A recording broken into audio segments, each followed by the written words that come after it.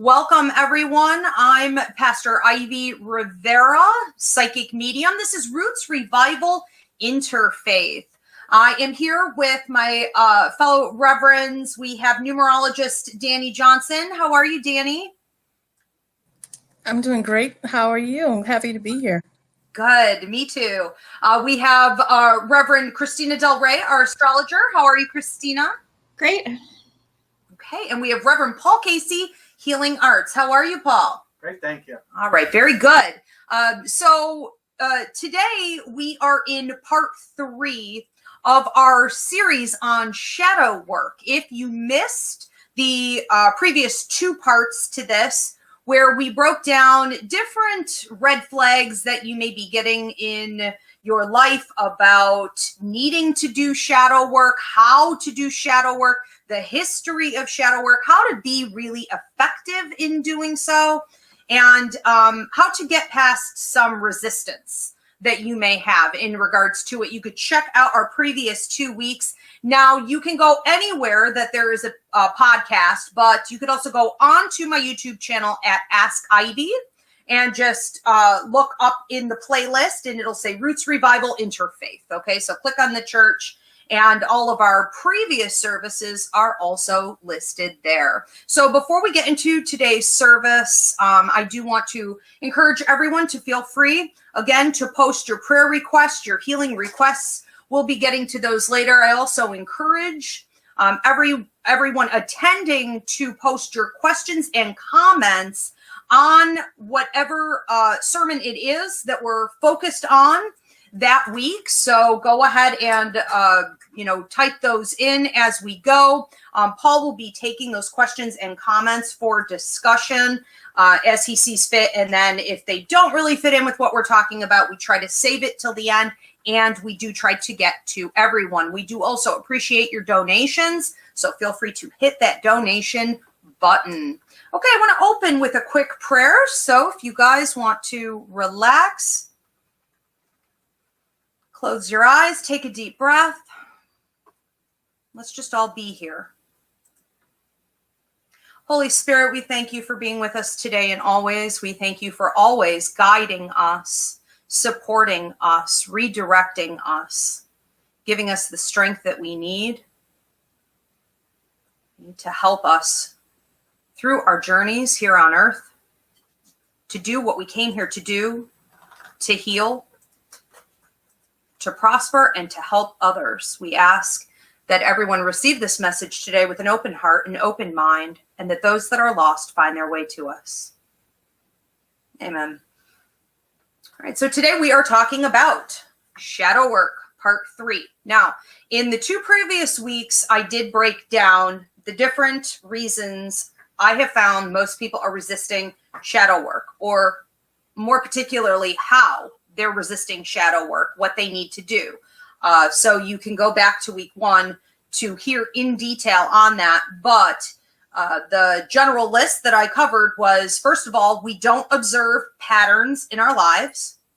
We hate being tested. Tests from the universe are something we try to avoid. We disregard shadow work's significance because there's no immediate payoff. In our society, we want instant gratification, and that doesn't always happen with shadow work. Okay, we have a tendency to be lazy, and we have moral licensing, where we say, well, I've done enough. I've done some good things. I've given to charity. I do this in my life, so I don't need to do shadow work. And number 5, we have cultural enabling. That means that we're surrounded by other people who also don't want to do shadow work, and so it allows you to sort of get away with it. And number 6, afraid or fear of wasting time and feeling as though it's going to ruin you somehow, slow you down, injure you in some way. Okay, so we have a great fear about sort of looking in the eye of the dragon, right? Kissing the snake, looking at our shadow, facing and confronting what's there lurking. And we really don't know how we're going to come out of it, so we just avoid it altogether. All right, so, and we talked about, I want to say, 8 different ways that you may be receiving red flags, triggers, warning signs in your life that it is time, indicators that it's time to focus on some shadow work. So today, before we open this up to my fellow reverends here, I'm going to talk about a few key things that I see with people as really being the biggest indicators that it's time to look at the shadow. Right. And I would say the biggest one is drug and alcohol abuse. A lot of people, especially with the legalization of marijuana, which is great. That's awesome. You know, perks to many of the changes that are being made, and some pitfalls to some of those changes as well. One of them being that people who use any kind of drug, I don't care if it's a plant, I don't care if it's alcohol, I don't care if it's a street drug, if it's something from big pharma, it doesn't matter where it comes from. It doesn't matter what the name of the drug is. If you find that you're using in order to escape your life or avoid who you are, how you feel, or your life circumstances, that is a red flag that it's time to do some shadow work. I also want to talk about the second most common red flag I see is if you are always unhappy in your love partnerships. Now, we can definitely have a time in life where we need to make sure we raise that bar, and we need to always have high expectations that whoever the love partner is that we choose is giving back. We need reciprocity. We need balance. But when you're expecting someone to provide you with happiness and self-esteem and a sense of security, you've taken that a little too far. That's something you are supposed to provide your own self with. And you run the risk of getting trapped in those relationships becoming codependent and sick, and nobody doing the shadow work that needs to be done. So we need to be very careful when we look at love and shadow work. Okay. Now, I want to talk about number 3, psychological projection.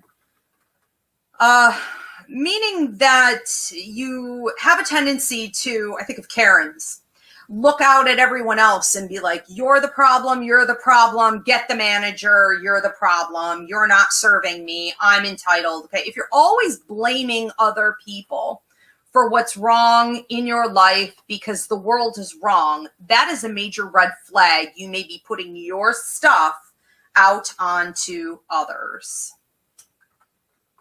Number 4, pay attention to triggers. Triggers are going to come sometimes from your numerology, from your life contract, from your astrology. Maybe the planets moved.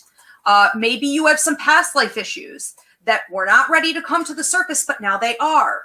There are many different reasons that a shift can occur in with your life contract. And if you have knowledge of these other key areas, astrology, numerology, you're tapping into your intuitive intelligence, you understand your Akashic record, you're going to be able to understand that it's time to do the shadow work, that it's scheduled. We could say it's even destiny charted.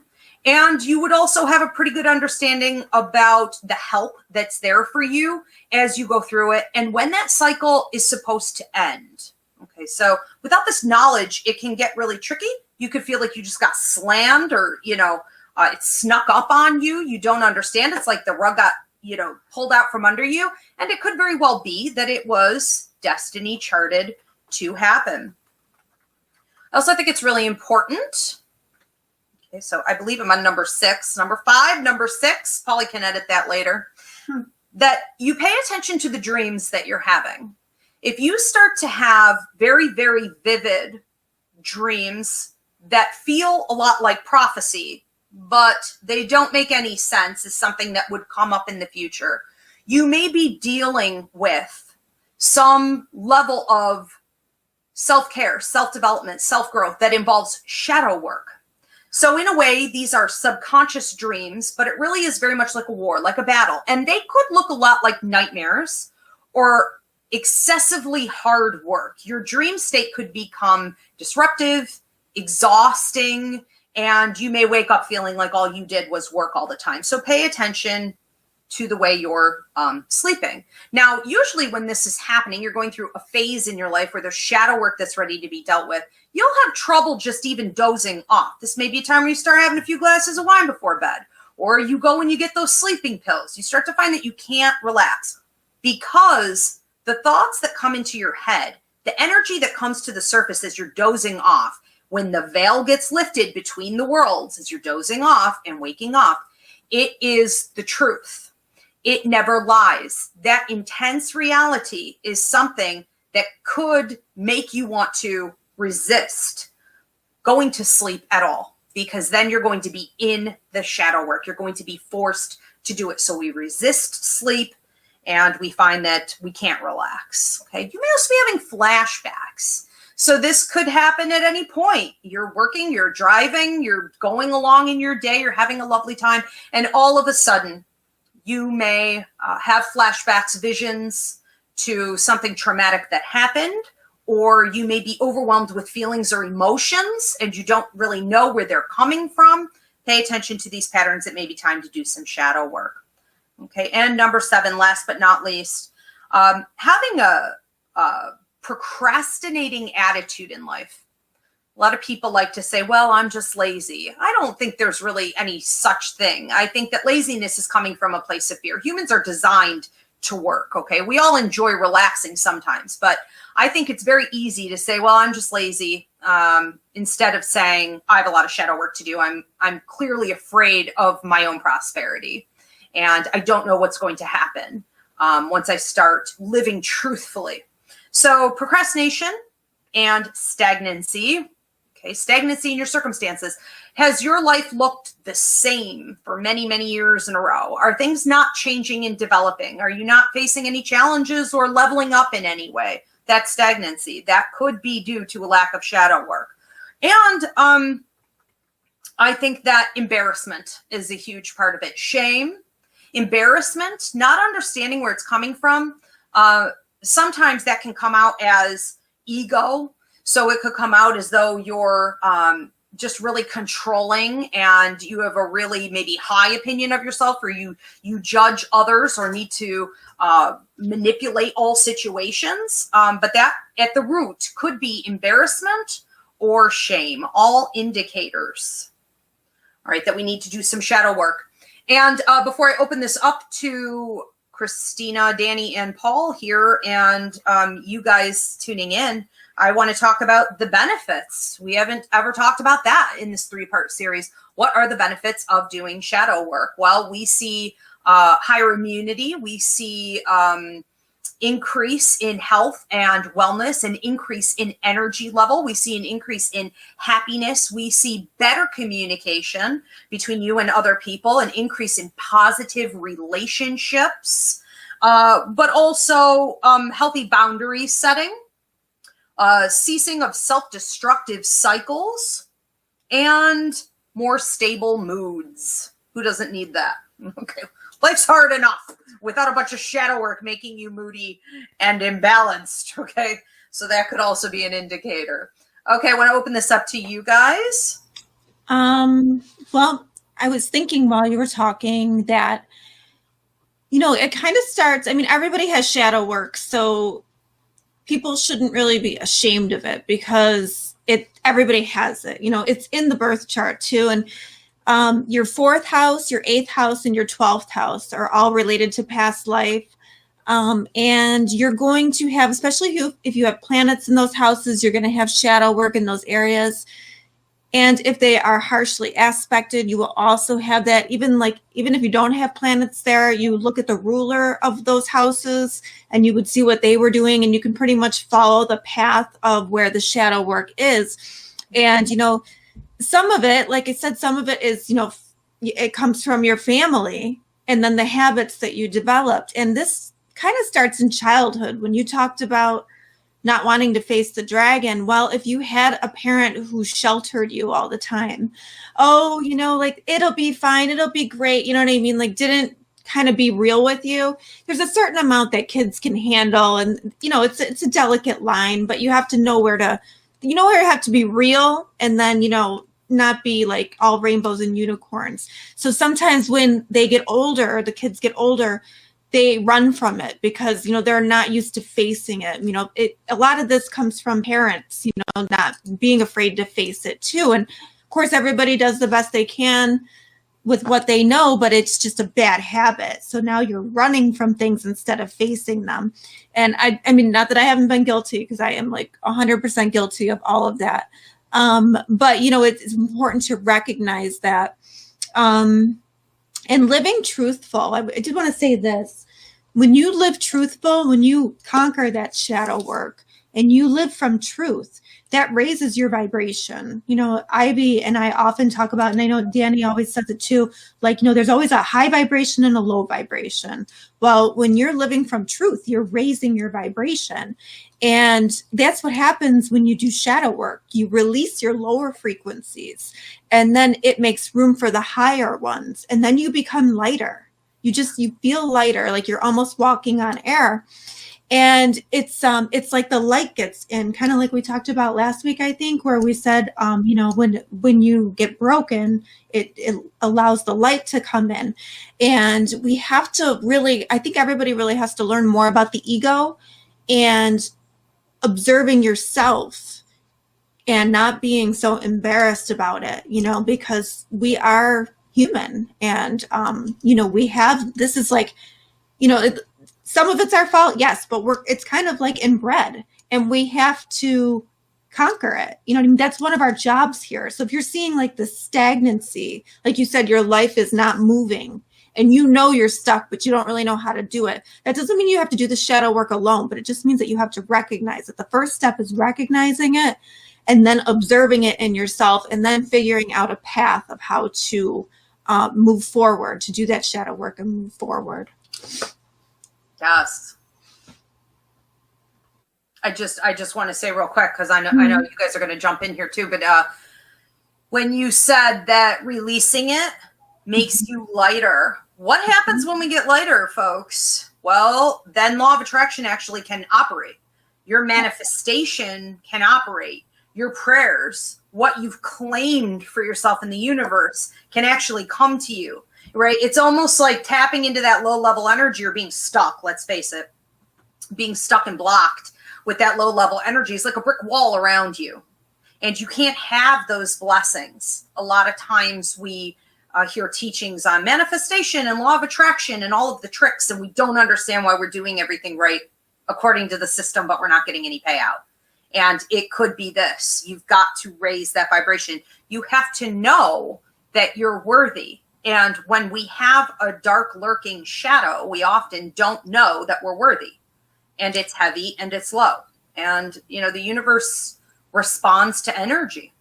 And it really is like, it's like sucks the life out of you. So your energy is there and it's not where it should be. So once you do the shadow work and you lighten it, you're all of a sudden you have more energy to put into other things, which is just so key, Absolutely. And I love that you brought up the benefits of shadow work. It is really important that we discuss the how and like the reasons why we might avoid it, which I think all of us have experienced, but the benefits of it are so rich. And when thinking about and reflecting on the benefits, some of them are like enjoying our own company. One of the things I realized in doing shadow work is I enjoy my own company. I enjoy doing simple things by myself, like writing in my journal or laughing at my own jokes or just watching something. Like I really genuinely enjoyed it. It's kind of like when you savor a good meal. That's how I started to feel when I started to do my shadow work. And also it allowed for me to figure out where my value comes from. So it's just like I believe we were having a conversation in a certain capacity about joy. And it's just like, where does your joy come from? Does your joy come from something external, or does it come from something internal? And if it comes from something external, if that thing, whatever it is removed, where are you going to find your joy? And it kind of feels like the same way with value. Like in what ways and in what areas do I value myself? And if it can start from me and God, then that's something that can be something that can't be taken away. And that's something that can be permanent. That's like a permanent place that I can continue to come to. It is also, with regard to relationships and doing shadow work, it kind of moves us from a place of scarcity to a place of abundance. Because, when we think about and I remember myself before I really started doing the shadow work, like the bulk of it, like the real kind of like the engine turning on of starting the journey and thinking, the what ifs, like what if this doesn't happen, or what if that doesn't happen? Once I started the shadow work, it was just like, well, if you're not, if you need to go and do something else, that's okay. But this is my plan. This is the plan that God and the ancestors gave to me. And I'm not trying to make them angry. So I'm going to do what I have to do. And it just becomes like, do what you have, like really encouraging whomever it is in whatever relationship. Like if you need something in a different space, in a different capacity, that's okay. And I support it. That ironically draws people to you, even when you're not trying. And it's like, and you're just saying, you know what, God bless, you do what you have to for yourself, because I'm going to do what I need to for myself. That is ironically, it draws people to you. And that was something that I wasn't anticipating. And still to this day, I'm wrapping my mind around it, but realizing that that's a phenomena, also realizing that it's the fear of the unknown. So it's like, we know that there is something like who we are, who we're going to be on the other side of shadow work is going to be amazing. We know it, we feel it, we see it, but we don't know. We don't know exactly what are we going to look like? How are we going to feel? How different will we be than the person that we see in the mirror right now? And that in and of itself can be scary. And even when it's something that could be wonderful, it's just, well, who is this going to be? Will I be able to handle this person? Will I be able to handle myself? Those are some of the things, the feelings and the thoughts that come up that just have to be processed and worked through. And like discovering yourself, like really, it's almost kind of like this amazing experience of realizing who is this girl? Who is she? Who is she? And what has been there the whole time? And we're loud. I think it's so important that we remember we're allowed to do that. Even if everyone around you wants you to stay exactly where you are, exactly who you are. It is not human nature to want people in your tribe to change. We want everything to stay the same. That is human nature. But we have a job to do to grow. And it's okay to celebrate that growth. It's okay to even celebrate the fear and the adventure and the unknowing of it all. And I think we have to expect that people aren't going to like it. And that's not their job.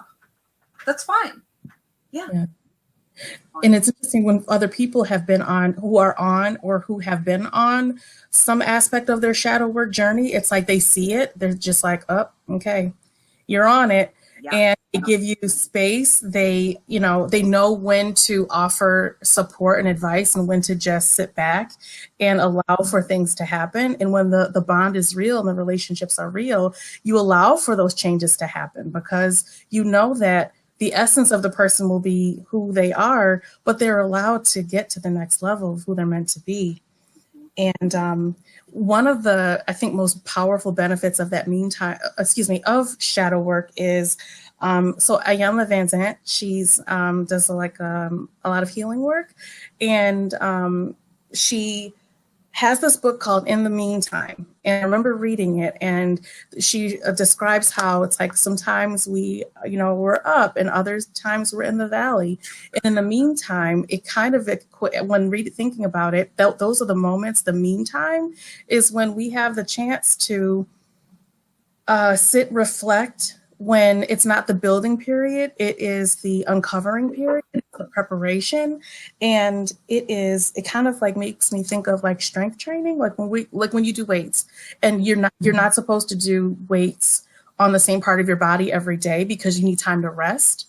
And part of that shadow work is the rest. It's working, but it's not actively, intentionally trying to move forward or level jump like you described. It is still, there's stillness in shadow work. And by doing the shadow work, it shows us how to manage the in-between moments. So in moments when I have to rest, I know how to productively use my time. I know how to rely on my support, my spiritual support that's there. And I know when to back off a little bit and just allow myself to be. So it's kind of like the practice of doing it gives you the tools to know how to engage in it the next time you have to do it, because shadow work is going to be a continuous, lifelong process. So once we have the tools and we're able to do it, it's empowering in that way. And you know that you can do it. And even when you know, okay, I'm not quite sure who this next version of myself will be, but I know that she'll meet me where I am, and she's going to love me. She'll love me as I am. So it's a powerful space. That's right. I love that. And I always hear the same thing in my head from spirit anytime I'm trying to avoid it. And that is get comfortable being uncomfortable. This isn't a mad dash to the finish line. This is a process. So just go with the flow. You know, we say go with the flow, and then people say, I don't want to hear that. You know, it's too easy. It sounds like it's going to be enjoyable, but the flow is being able to breathe where you are, and you do get more comfortable in that discomfort if you're not going against the waves. And we'll get there. Paul, you wanted to say something too? Yeah, I like that. When you were talking about the heaviness of shadow, it made me really think. Like, I never really put this together, even though it's right in the words there. But like, what is a shadow? You know, it can only be caused by light. You know, so it doesn't just exist on its own. So anybody who has, this really big shadow, has this journey to go towards the light. It's just like, the weight of it can be removed, and it's even more so, I think. Like, if you feel like the heavier it is, the bigger benefit there's going to be, that, a candle isn't going to give you a big shadow, but like a big spotlight will. And, so the brighter that is, the more healing, the more benefit there is, and the lighter you will be.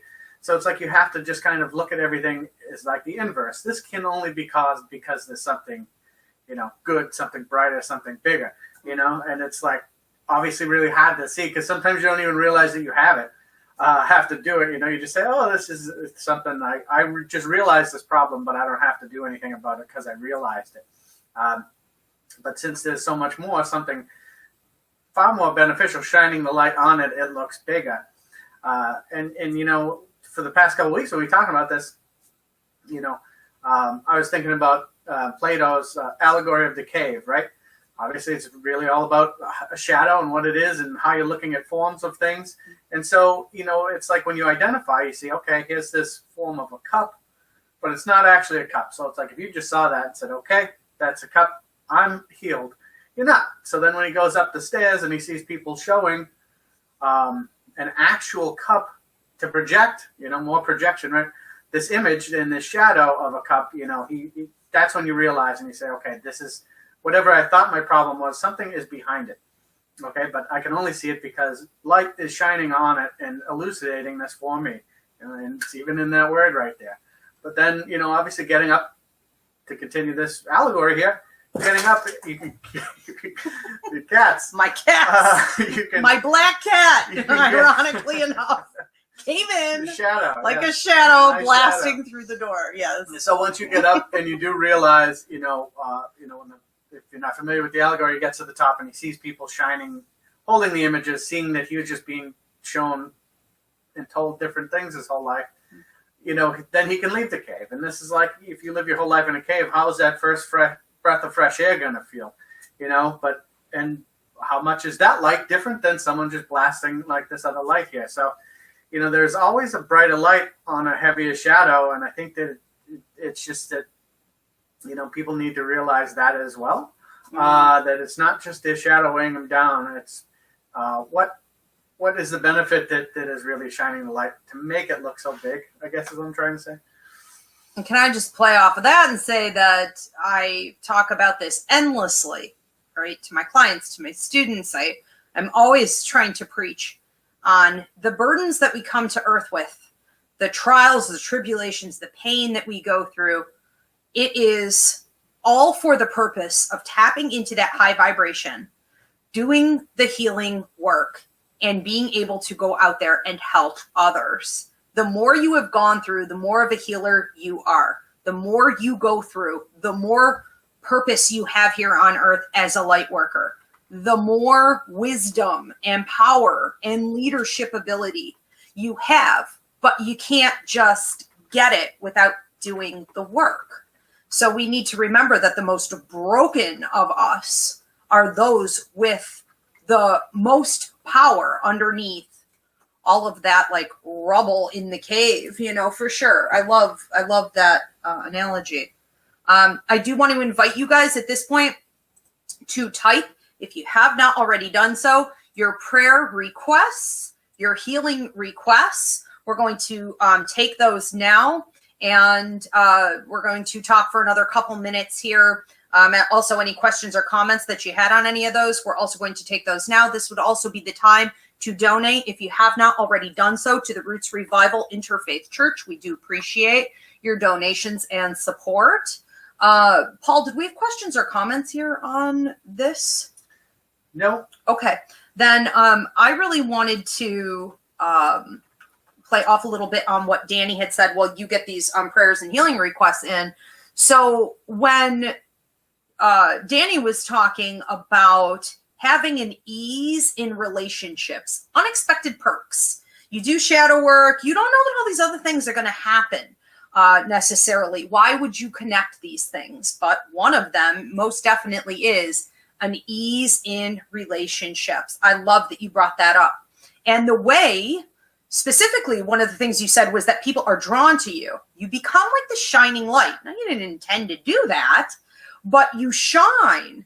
And your light can reach others. And it's almost like you're a lighthouse. And it really does attract people to you in the same way I was talking about earlier, what Christina had said about tapping in to the high vibration and getting rid of that heaviness, right? Well, it allows manifestation, law of attraction to kick in. And so I think this is something that we don't think or talk enough about. And that is that when you do the shadow work, how many members of your soul tribe, how many people can come to you that have just been waiting to cross your path? It really does get very exciting. And I found that those relationships are more and more meaningful, even the ones that are just short. It's just, you just bump into somebody and it's just a brief encounter of a little bit of work. Everything just has so much more value to it. And all of those sort of heavy, more toxic relationships that were struggles and battles, they just fall off. Everything gets better. I wanted to touch on, you had mentioned something about people looking for their mate to be their end all be all, make them happy. And, I see this a lot. Like, people are like, oh, I just need to find somebody to make me happy. And, they'll find somebody that'll make them happy temporarily. And, and then things kind of come crashing down. And then, because that's not, like, that will only suffice for a little while. That feeds the ego. Mm-hmm. But it doesn't help you on the inside, because you have to start there. And when you are, whatever goes up must come down. Mm. So if you're like high on a person, oh, they're great. And like most spiritual people, we know what goes up must come down. So we try to stay like level. We try not to get too high, because we know that, it's just spiritual law. So, but you're setting, if you are looking outside of yourself, you're setting yourself up for that, and then you're setting yourself up for disappointment. You're setting yourself up for, even, more shadow work later on. And it really had nothing to do with that person. It was really about you. And I think it's a form of addiction, like we were talking about earlier. Like you may do this with food, you may do this with lovers, you may do this with alcohol, you may do this with, a new social media account. I mean, if you find yourself like compulsively like binging on something, yeah, that's definitely a sign. And it seems like we have the science behind this. We talk about love partners and expecting so much out of them. We have the science behind it. This is all about their pheromones. We're just reacting to each other's smells, and after 3 months, they don't smell so good anymore. You start to, reality sets in and things like this. But it's like, we don't want to hear that. We don't want to know that. Why do we not want to know that? Because we are avoiding, for sure. And that's a nice way to do it. I think it's that pattern too. If we find that we're always attracting lower level relationships, they're probably trying to do the same thing. Okay. We got to vibe higher and you will just attract higher. A lot of people don't understand that the reason they haven't found their real life partner is because they haven't done the shadow work. Right. And when you're with the right partner, they will support your spiritual work and you will support their spiritual work, and it'll just kind of flow. Right. But if one person is way off of the other one, that's when the imbalance kind of, is there, and that can be tough. Right. And this ties in with the numerology as well. In previous sermons, when we've spoken about the life path and the expression and the heart's desire number being central to who we are, and when we spoke about numbers having both light and shadow sides, a couple of the numbers 1 through 9 that where there has to be real concerted effort to make sure that the shadow sides of the numbers are not being kind of like relied on. And those are the numbers 2 and 6. So anyone with a life path or expression, life path being the path that we walk, the expression number being the soul, the person, who we are, and the heart's desire number being like at the core of who we are. Number 2 representing relationships, anything that's relational, valuing communication and togetherness. And the thing is, that's a beautiful thing. However, when there is shadow work to be done, and shadow work is an individual thing, and if there is this kind of avoidance where, the other person, can the other person handle if I do this? Will the other person feel uncomfortable if I step into my greatness? What will happen to the other person? And that's, probably well-meaning, is a cop-out for ourselves, because our responsibility is to ourselves. And by loving ourselves, that's loving God. And because God made us perfect in her image. And so being careful not to allow for the shadow side of number 2 in those capacities to allow us to escape in that way, like we were describing this escapism.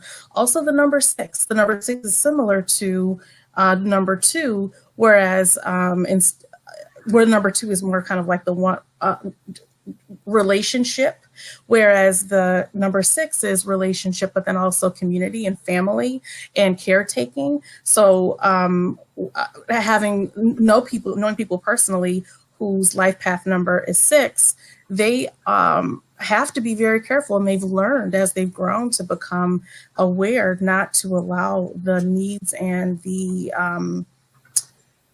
concerns of the folks who they care about and who they love to overtake them. I have a friend whose expression number is 6, and the number 6 for the expression number is the spiritual parent. It's like it's the cosmic parent, the cosmic mother, the cosmic father. So always having the sense of responsibility for others. Mm-hmm. And Ivy, I love when you talk about life contract, when you speak specifically like to the path that parents take, and how when a person becomes a parent, that doesn't mean that the rest of their lives are now null and void. Like, parenthood does not eclipse everything else that a person was brought to earth to do. And that is something where a person with the heart's desire expression or life path number 6, that's just something to be cognizant of. So it's just always an opportunity to be aware of the energy that walks with us, that is always with us, to make sure that we don't miss out on some really incredible healing work that we are allowed to do. I think it's so important to understand your numerology. So important to understand your astrology. Like Christina was saying earlier, 4th house, 8th house, 12th house. You should know that shadow work comes up with those in particular. And like for my own self, doing psychic mediumship work, I look at past life influences, and when one of those resurrects, and it's time to deal with that shadow, what was unfinished business, it's time, and it will take over. It will take over your whole life and your whole personality while it's there. And I think we need to just start, accepting these things more. Stop treating it like it's a fantasy or it's entertainment, or it's like a little, it's some kind of a fairy tale or a fictitious. Like, this isn't magic, This is real. This is a science of its own. There's nothing magical to it. And when the opportunity is there, we should really be prepared, understanding, again, I said this earlier, how long it will be there and what areas of your life it's shining that light on, so we could be far, far more prepared to go through this than what we are, but we choose to just pretend like it's some kind of, fictitious character story in the background that's, optional if we want to entertain it. Or it's become a word of fashion. Shadow work has become something of fashion. And, this is serious, and we do have to face the fact that we did come to Earth, not just to have a big party and feel great. And that's why a lot of people feel dissatisfied with their lives. That's not happening for them. And that's because the Earth is a classroom. It's an opportunity to grow and learn. And if we're not doing that part, we're wasting our time, and we will become increasingly more uncomfortable, and we will see ourselves as a people deteriorate, the environment deteriorate, as we are, for sure. So it is time. I just wanted to say thank you to Empathic Alex for donating. And was there anyone else who donated? Just saying thank you to Alex. And Christina, did you have something to say before? And then I think it's important to note too, if we keep ignoring it, okay, it will at some point catch up and bring us to our knees. And I think that's why, it'll bring a person to the point of being so low that they hit rock bottom, and then they have to start working their way up. So it's a lot easier to do the shadow work willingly and face it and be courageous, because it does take a lot of courage to do shadow work. But if you keep running from it, if you are that person that runs, don't think that it's not going to get you, because it will. And when it does, it'll just be 100 times harder than it could have been. Mm-hmm. So it's important to really recognize that you do have some control about, how it will play out. Oh yeah. Amen. Well, or we just reincarnate. We just keep going over and over and around that mountain. I think everything is easiest to deal with as it comes like a wave. Deal with it. We have to learn to surf, those waves. Okay. Do we have our prayer and healing requests in here organized? And Jesus, baby Jesus, our cat, is here to help with the healing like always. Okay, so Paul, are you leading this then? Yeah. Okay, very good. Okay.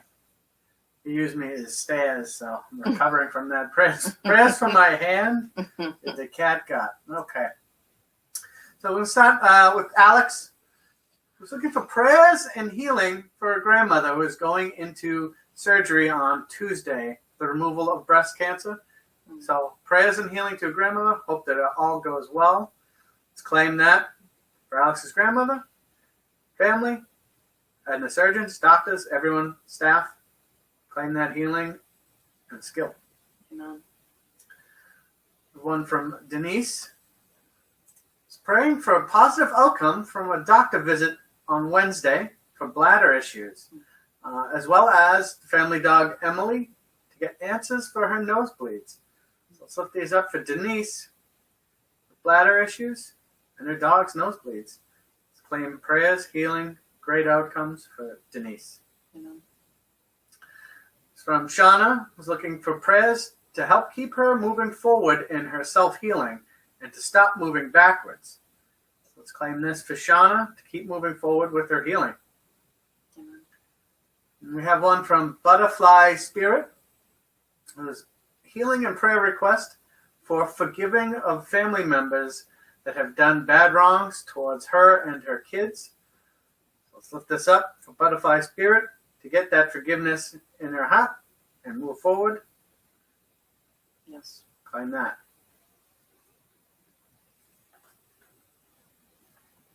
I just want to add, anyone who is feeling double-minded, has a tendency to take one step forward, two steps back. For those struggling to make a decision and keep it set to do better in their lives, I pray that this week they be given that extra boost of strength and assurance and a willingness to try a better way, a healthier way, instead of battling themselves. Self-defeatist behaviors, want the chains broken on people suffering from that.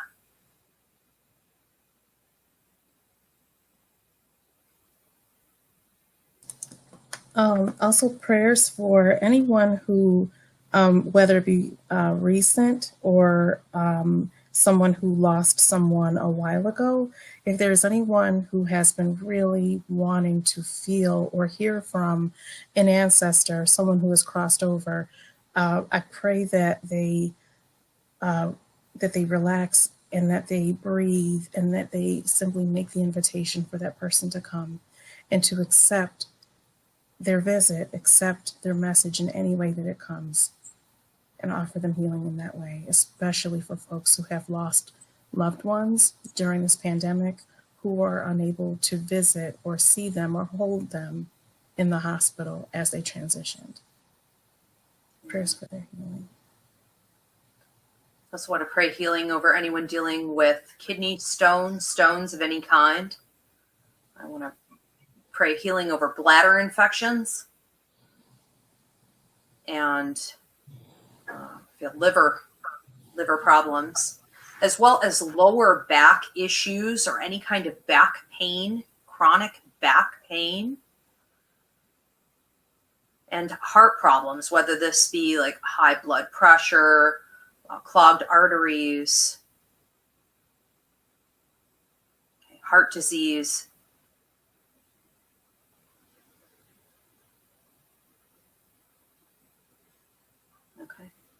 Thank you, Spirit, for being with us. Please send all those that are lost to find this video, and we continue to send healing for those of you who post your prayer requests afterward as well. Amen. Thank you, everyone, for being here with us today. We will see you next Sunday for Sunday service, 8 p.m. Eastern, here on TikTok as well as on YouTube. This recording will be published. Sometimes it takes YouTube like 24 hours or so, but here on Ask Ivy, it will be rendering soon, and anywhere that you can get a podcast for the next 2 weeks. We will be discussing, our sermon topic is on being woke. What does it mean to be woke? What experiences might you be having with this? And the part 2 of that is being woke alone.